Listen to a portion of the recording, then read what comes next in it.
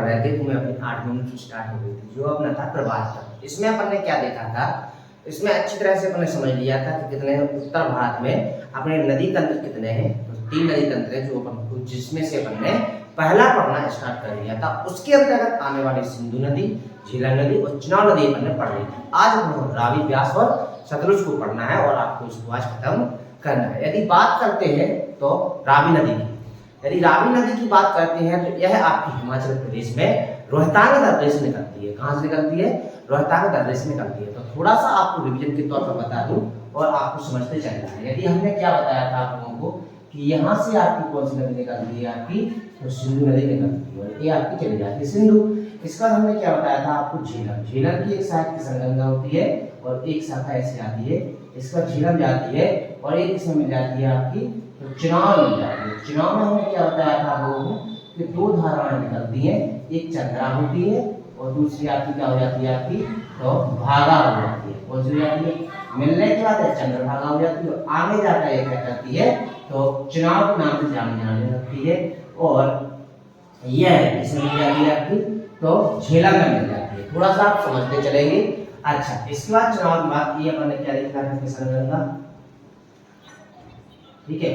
इसको बेटा आप बोलते हैं कौन सी, झेलम, एक होती है आपकी झेलम और ये हो गई आपकी कौन सी तो सिंधु, ठीक है। इसके बाद अपन ने क्या देखा तो झेलम और चुनाव। आज अपन को पढ़ना है तो रावी नदी। आपको पता होना चाहिए रावी नदी है तो आपकी यह आपकी किससे मिलती है, आपकी तो यह आपकी चुनाव में मिलती है, इतना याद रखके चलना है।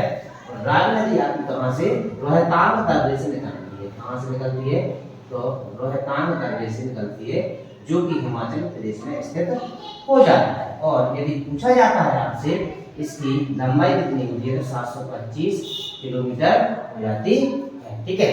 तो रोहतांग दर्रे से आपकी कौन सी नदी निकलती है, आपकी हिमाचल प्रदेश, जो कि कांगड़ा जिले में स्थित होता है, कौन सा रोहतांग दर्रा, ठीक है।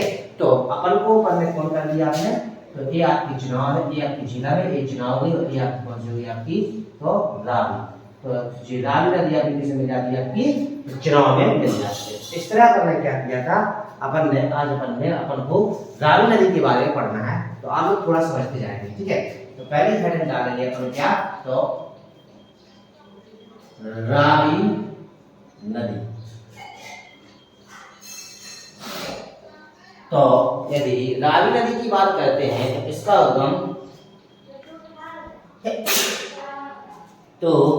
उद्गम आपको कहां से, हिमाचल प्रदेश में स्थित कांगड़ा जिले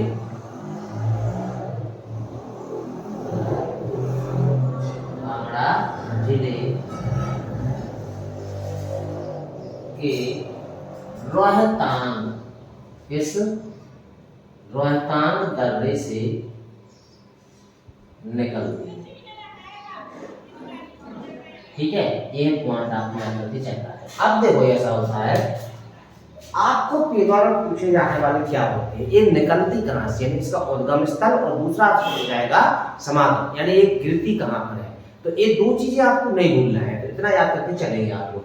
तो रावी नदी हिमाचल प्रदेश में स्थित कांगड़ा जिले के रोहतांग दर्रे से निकलती है। तो कहां से निकलती है, आपकी रोहतांग दर्रे से निकलती है। और यदि पूछा जाए आपसे कि यह गिरती किसमें है, तो आपने अभी देखा है यह चुनाव नदी, समागम क्या होता है इसका, चुनाव नदी में होता है। और यह कहां पर होता है तो पाकिस्तान में सराय नामक स्थान पर इसका क्या होता है, समागम होता है। तो दूसरा पॉइंट याद करके चलना है। दूसरा पॉइंट यह है पाकिस्तान, यह है पाकिस्तान में सराय के पास किसमें, चुनाव नदी में मिल जाती है। किसमें मिलती है, चुनाव नदी में मिल जाती है। यदि आपसे पूछा जाता है कि इसकी लंबाई कितनी होती है तो आपको पता है 725 किलोमीटर। यदि आपसे अगला पॉइंट पूछा जाए लंबाई क्या होती है तो आपको बताना है 725 किलोमीटर। और यदि आपसे पूछा जाए कि इसका अपवाह क्षेत्र कितना है, यदि आपसे पूछा जाए इसका अपवाह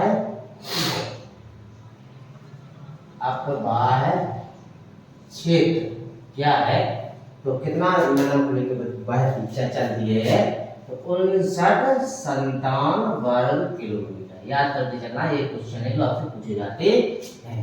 तो अपन ने क्या किया, जो रावी नदी है उसके बारे में आपने देख लिया है। तो रावी नदी का उद्गम स्थल हिमाचल प्रदेश में जो कांगड़ा जिला है उसके अंतर्गत रोहतांग दर्रे से निकलती है और यह पाकिस्तान में सराय के पास चुनाव नदी में मिल जाती है। इसमें मिलती है आपकी चुनाव मिल जाती है। और यदि लंबाई की बात करें तो 725 किलोमीटर हो जाती है। अब बाय क्षेत्र की बात किया है आपसे, तो 59.57 किलोमीटर हो जाता है किसका, रावी नदी का। इसके बाद आ जाएंगे अपन कहां पर, तो ब्यास नदी पर। कहां पर आ जाएंगे अपन, तो ब्यास नदी पर। तो अगली है क्या हो जाएगी आपकी, ब्यास। यदि ब्यास नदी की बात करते हैं तो हिमाचल प्रदेश में, अब देखना ये आपका कांगड़ा जिला, हिमाचल प्रदेश में आपकी जो ब्यास नदी आती है ये आपको पता होना चाहिए कुल्लू घाटी के रोहतांग दर्रे के पास में। अब रोहतांग दर्रा यहीं पर है, कहां पर है, हिमाचल। रोहतांग दर्रा के पास में ब्यास कुंड कहां से निकलती है, तो ब्यास कुंड से निकलती है। और यह किसमें मिलती है आपकी, तो यह सतलुज में मिल जाती है। तो जी आपकी कौन सी हो जाएगी, ऊपर वाली ये हो जाएगी आपकी ब्यास और नीचे हो जाएगी कौन सी आपकी, तो सतलुज। इतना याद करके चलेंगे आप लोग, ठीक है। यदि बात करते हैं यह आगे जाकर, ये आगे चुनाव किसमें मिलती है आपकी, सतलुज में मिल जाती है आपकी चुनाव में। और यहाँ से इसको बोलते हैं अपन क्या, पंचनद। क्या बोलते हैं अपन, तो पंचनद। इसके नाम से पाकिस्तान में जाकर किसे मिल जाती है, तो अपनी सिंधु में मिल जाती है। तो आपने देखा, अब आपको पता चल गया, सबसे ऊपर आपकी झीलम हो जाती है, दूसरे नंबर पे आपकी चुनाव हो जाती है, तीसरे नंबर पे आपकी रावी हो जाती है, चौथे नंबर पे ब्यास हो जाती है और पांचवें नंबर पे आपकी सतलुज हो जाती है, जो पंचनद के रूप में किसकी सहायक हो जाती है, तो सिंधु की सहायक हो जाती है। बस अपन को थोड़ा समझ के चलना है। तो अब आ गया किस पर, अपनी ब्यास नदी पर। किस पे आ गया, तो ब्यास नदी पर। तो ब्यास नदी की बात करते हैं तो यह आपकी कुल्लू घाटी, कहां से, कुल्लू पहाड़ी, कुल्लू पहाड़ी में स्थित, यह भी रोहतांग दर्रे के पास में, रोहतांग दर्रे के पास ब्यास कुंड से, ब्यास कुंड से निकलती है। कहां से निकलती है, तो ब्यास कुंड से निकलती है। और आपको बता दें, इसके बाद अगला पॉइंट में याद करके चलना है, इसका समापन, समापन या समागम। यदि हम समापन की बात करते हैं, समापन का मतलब होता है इसका मिलना। तो यह आपको पता होना चाहिए, पंजाब में आपको पता है, एक आपका पंजाब में एक जिला है जिसका नाम हो जाता है आपका हरिके नामक स्थान में मिलती है। किसे मिलती है आपकी, तो हरिके नामक में मिलती, हरिके नामक स्थान पर मिलती। तो आपको पता होना चाहिए, तो इसका समापन, हाँ, पंजाब में आपको पता, कपूरथला। कौन सा हो जाता है आपका, कपूरथला के पास किसे मिल जाती है आपकी, हरिके नामक स्थान पर, हरिके नामक स्थान पर यह आपकी किसे मिल जाती है, तो यह आपकी सतलुज नदी में मिलती है। किसे मिलती है आपकी, तो सतलुज नदी में मिल जाती है। यदि पूछा जाए आपसे कि इसकी लंबाई कितनी हो जाती है, तो यदि आपसे लंबाई पूछी जाए तो आपकी इसकी हो जाएगी 470 किलोमीटर। तो आपको पता होना चाहिए ब्यास की लंबाई, लंबाई यदि आपसे पूछी जाए तो इसकी लंबाई आपको देना है कितनी, 470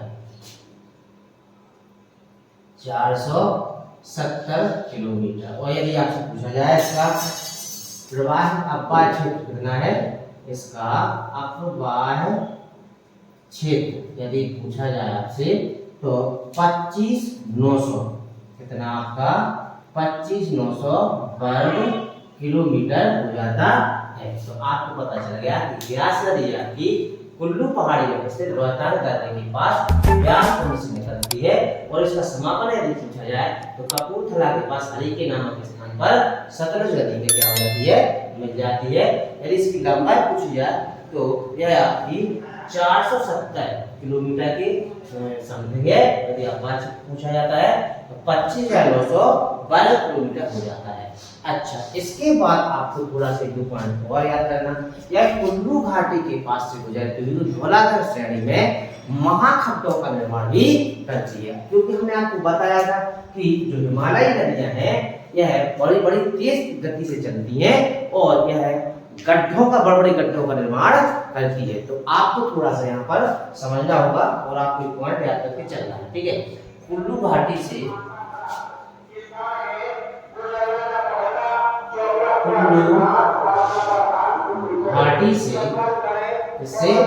कुल्लू घाटी से होते हुए धौलाधर श्रेणी।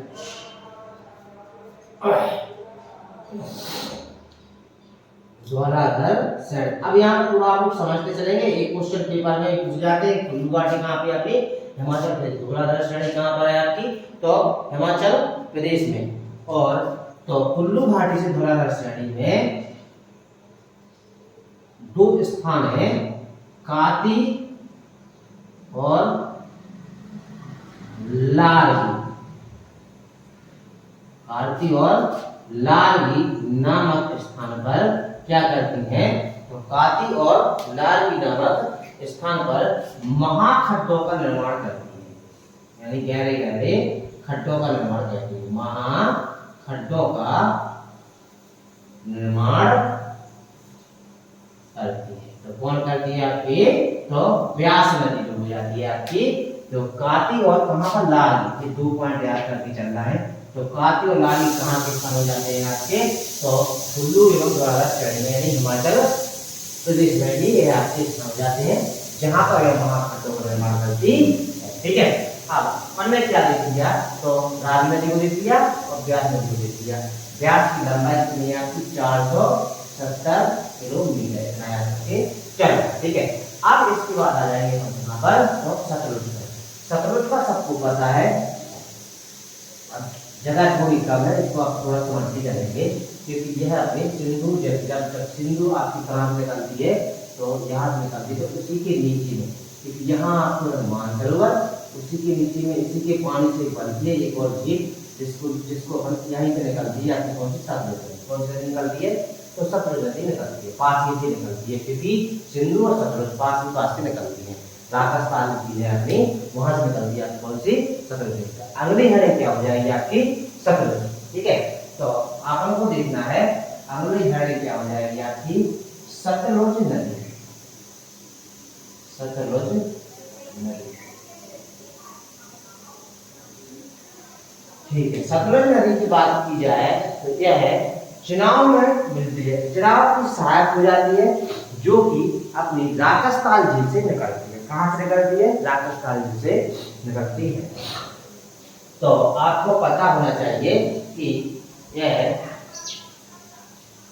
सबसे पहला पॉइंट, यह चुनाव की सहायक है, मतलब यह चुनाव में होती है, ये तो क्लियर हो जाना चाहिए, चुनाव की सहायक, अच्छी बात है।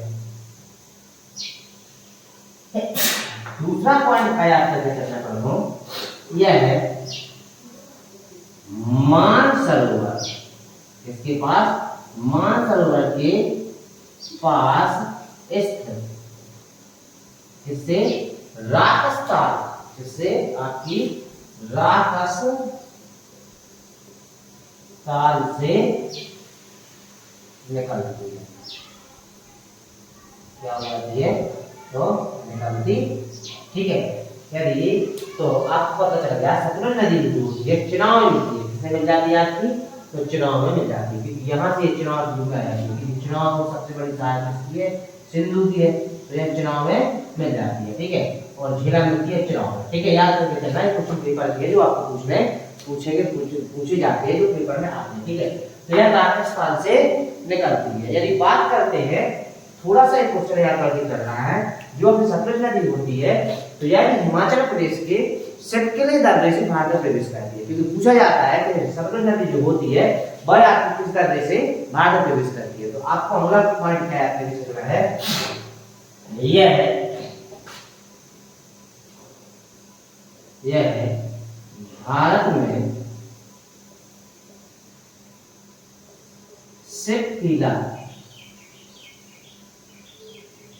दर्रे, सिपकिले दर्रे से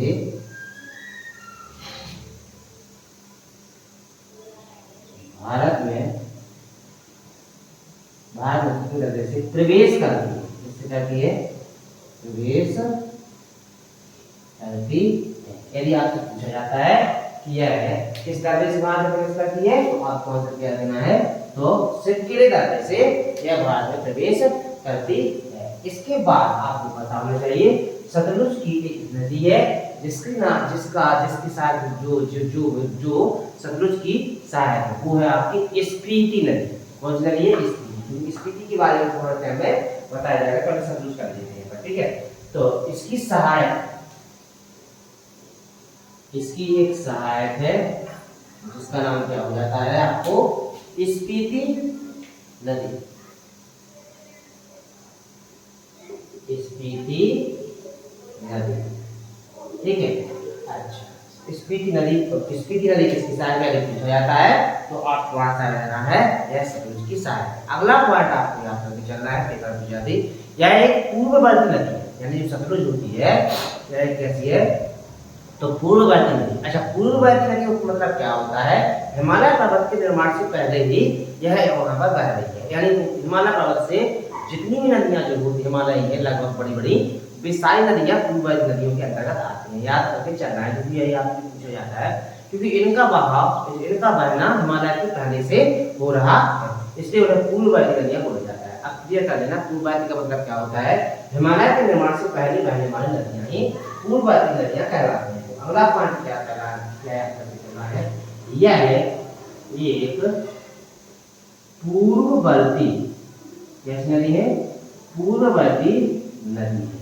तो हमने आपको बता दिया कि पूर्ववर्ती नदी का मतलब क्या होता है, यानी हिमालय पर्वत के निर्माण के पहले की नदी हो जाती है, तो यह आपकी पूर्ववर्ती नदी कहलाने लगती है। इसके बाद यहाँ पर आपको पता होगी सतलुज नदी पर आपको भाखड़ा और नंगल,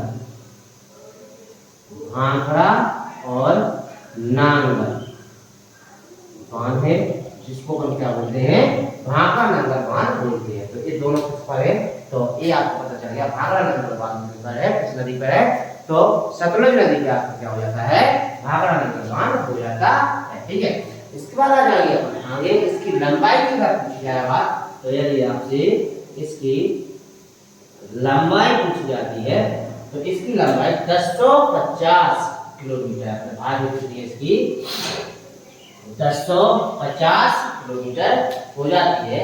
और यदि इसका क्षेत्रफल पूछा जाता है, इसका आबादी क्षेत्र पूछा जाता है, तो आपको पता होना चाहिए 28,000 वर्ग किलोमीटर। कितना हो जाता है आपका, 28,000 वर्ग किलोमीटर के अंदर इसका क्या हो जाता है, तो क्षेत्रफल हो जाता है। तिब्बत में इसको लांगचैन खंबाक के नाम से जाना जाता है, याद करना, इसे तिब्बत में लांगचैन खंबाक, लांगचैन खंबाक के नाम से जाना जाता है। कहाँ पर जाना जाता है आपको, तो ये आपकी तिब्बत में जानी जाती है। कहाँ पर, तो तिब्बत में से लांगचैन खंबाक के नाम से भी जाना जाता है, ठीक है। इसके बाद यह है थोड़ा सा इंपोर्टेंट क्वेश्चन नंबर है, 400 किलोमीटर किसके साथ, सिंधु के समांतर बहती है। पहले तो यह क्या करती है, सिंधु के समांतर बहती है। आपको थोड़ा सा यहाँ पर समझना होगा। देखो आपको पता है, यहाँ पर आपको पता है मानसरोवर है, इसके नीचे आपकी राजस्थान है। जैसे ये मानसरोवर से सिंधु निकलती है और राजस्थान से सतलुज निकलती है, तो ये दोनों नदियाँ 400 किलोमीटर तक साथ साथ चलती है। कहाँ पर चलती है, साथ साथ, यानी ऊपर नीचे चलती है, समांतर चली जाती है 400 किलोमीटर। उसके बाद ये आपको ऊपर टर्न कर जाती है, कौन सी आपकी, सिंधु नदी, और ये आपकी थोड़ी सी नीचे झुकी हुई भारत शुक्ल से अंदर प्रवेश कर जाती है। तो ये आपको इम्पोर्टेंट पॉइंट बनता है कि 400 किलोमीटर यह सिंधु के समांतर बहती है और इसमें व्यास नदी में मिल जाती है। और व्यास नदी के बाद आपको पता होती है चिनाब नदी में मिल जाती है, जो कि पंचनद के नाम से, यहाँ पर आपको पता है पंचनद के नाम से ये किसमें चली जाती है, तो सिंधु में चली जाती है। इसके बाद आपको एक पॉइंट और, यह है महान हिमालय और जास्कर श्रेणी।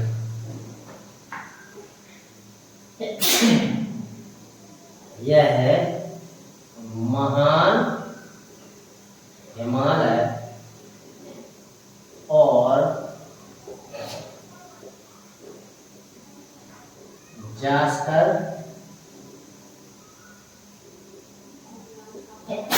श्रेणी। यह है महान हिमालय और जास्कर श्रेणी को काटकर गहरे गड्ढे का निर्माण करती है, को काटकर गहरे गड्ढे का निर्माण करती है,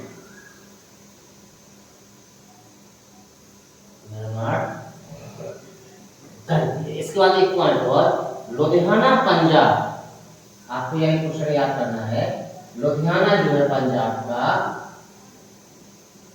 लुधियाना जो कहाँ का है आपका, पंजाब का। यह है इसके कहां पर था, तो पुराने किनारे पर स्थित था, इसके पुराने किनारे पर स्थित था। इसका मतलब आपके माइंड में क्वेश्चन बनेगा, तो यह इसका मतलब है, इसका मान या क्या इसका प्रभाव आपका क्षेत्र मान बदल गया है।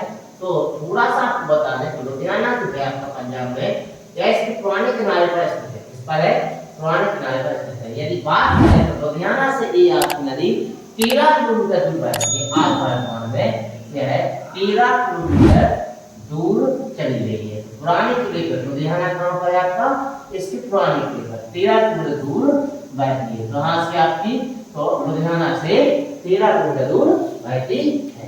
तो ये हमने क्या देख लिया है, आज हमने लुधियाना वो अपने कौन कौन सी आपकी, रावी, व्यास और सतलुज नदी को देख लिया है। इसके बाद एक स्पीति नदी और याद करके चलना, क्योंकि यह किसकी सहायक है, तो यह आपकी सतलुज की सहायक है, पूछा भी जाएगा आपसे, तो आप याद कर देना स्पीति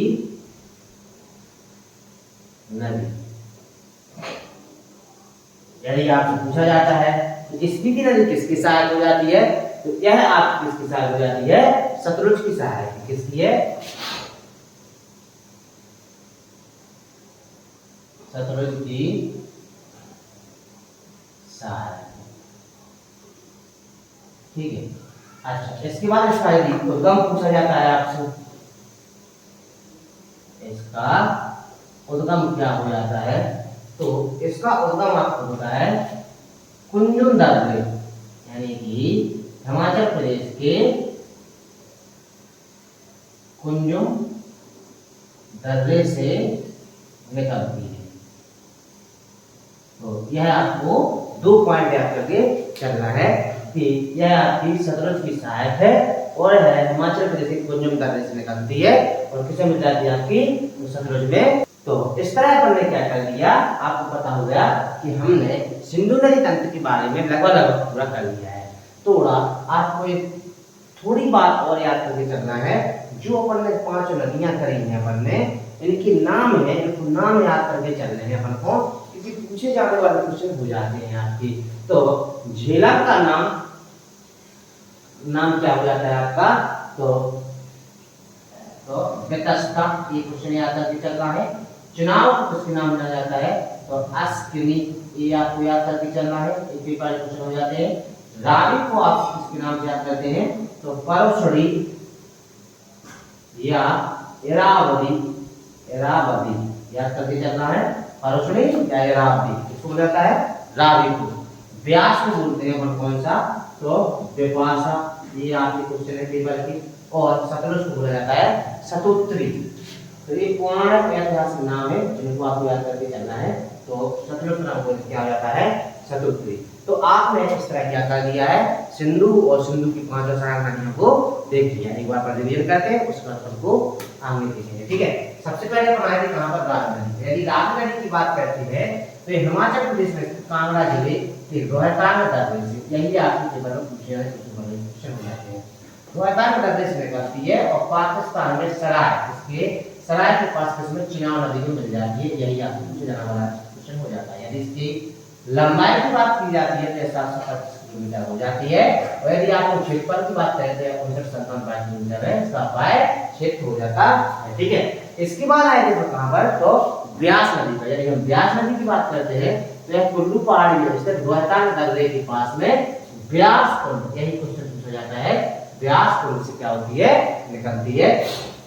और यदि पूछा जाता है कि समापन कहां होता है, तो कपूरथला आपको पता है पंजाब में के पास हरिके नामक स्थान पर यह सतलुज नदी में क्या हो जाती है, तो मिल जाती है। इसका सीधी लंबाई पूछी जाती है आपसे 470 किलोमीटर हो जाती है, और अब्बा क्षेत्र पूछा जाता है तो 25,912 किलोमीटर का क्षेत्र लेकर यह चलती है। इसके बाद कुल्लू घाटी से धौलाधार श्रेणी में काटी तथा लारी नामक स्थान है, ध्यान रखना, वहां पर महाकड्ढों का निर्माण करती है। कौन सी करती है आपकी, तो ब्यास नदी करती है। इसके बाद आगे थे कहां पर, तो सतलुज नदी पर। यदि हम सतलुज नदी की बात करते हैं तो यह चुनाव की सहायक है। पहला पॉइंट यह पेपर में क्वेश्चन पूछा जाता है, यह चुनाव की सहायक है और मानसरोवर के पास में स्थित राकस्थान झील से निकलती है। किससे निकलती है आपकी, है तो राकस्थान से निकलती है। पूछा जाता है आपसे, यह भारत में शिवकेला दर्रा, एक क्वेश्चन ये याद करके चलना है, किस दर्रे से पास भारत प्रवेश करती है, तो शिवकेला दर्रे से पास में प्रवेश करती है। इसके बाद हमें यदि पूछा जाता है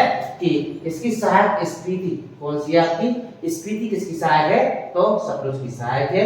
यह एक पूर्ववर्ती नदी है जो हमने बता दिया, हिमालय पर्वत के निर्माण की पहली नदी है, इसको पूर्ववर्ती नदी बोला जाता है। और हिमालय में से जितनी भी नदियां निकलती हैं वो सारी की सारी पूर्ववर्ती हो जाती है।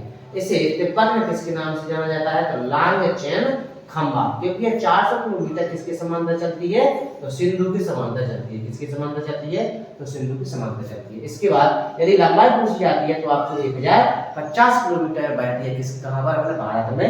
और यदि क्षेत्रफल पूछा जाता है तो 28,000 किलोमीटर का आपात क्षेत्र लेकर चलती है। ठीक है, 400 किलोमीटर सिंधु के समांतर बहती है। क्वेश्चन आपको याद करना है, पेपर पूछा जाता है कि सिंधु के समांतर बहने वाली नदी कौन सी जाती है, तो आपको पता चल गया सतलुज है। और यह आपको 400 किलोमीटर तक ये साथ साथ चलती है, इसके बाद अपना रास्ता बदल देती है और आगे प्रवेश करती है। इसके बाद महान हिमालय और जास्कर शहर को काटकर यह गहरे गड्ढों का निर्माण करती है, गॉर्ज का निर्माण करती है, जो हमने पहले बता दिया है।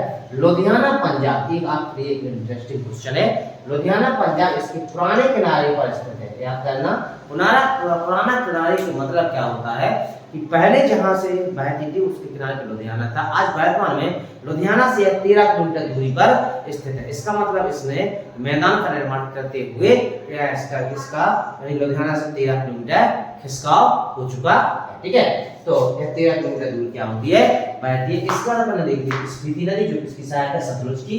सतलुज की सहायक है, जो कि हिमाचल प्रदेश के कुंजुम दर्रे से निकलती है। कहां से निकलती है, तो कुंजुम दर्रे से निकलती है। तो इस तरह हमने और हमने मैप के द्वारा आपको बता दिया है कि कहां आप सिंधु नदी तंत्र में अपन ने कहां से क्या किया है। तो अब याद करके चलना है, किशनगंगा को झीलम मध्यस्थता बोला जाता है, चुनाव को अस्किन बोला जाता है, परोशनी इरावती रावी को बोला जाता है, विपाशा आपकी व्यास को बोला जाता है, और सतलुज को सतुत्रिदी बोला जाता है। और ये पांचों पंच नद के नाम से मीठानकोट में पाकिस्तान में सिंधु में मिल जाती है। तो इस तरह हमने क्या कर लिया, सिंधु नदी तंत्र को अच्छी तरह से समझ लिया है। यदि वीडियो अच्छी लगती है तो लाइक करिएगा, कमेंट करिएगा, शेयर करिएगा। जय हिंद, जय भारत।